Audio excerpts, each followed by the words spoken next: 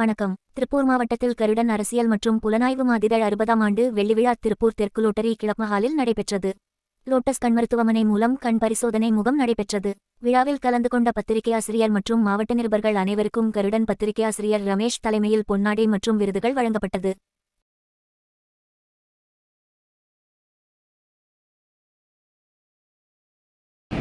அவர்கள் சொன்னது போல நமக்கு ஏதோ ஒரு பிரச்சனை எந்த விதத்திலும் வரலாம்.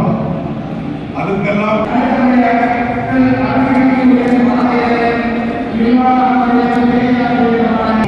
ஒரு பிரசவத்துக்கு சமம் என்று நமக்கு பல நல்ல கருத்துக்களை எல்லாம் நம் செவிகளுக்கு வழங்கிய ஐயா மோகன்ராம் அவர்களுக்கும் இந்த நேரத்தில் நன்றியை தெரிவித்துக் கொள்கிறோம். அதுபோக ஐயா சொன்னது போல நம்மெல்லாம் அச்சு ஊடகம்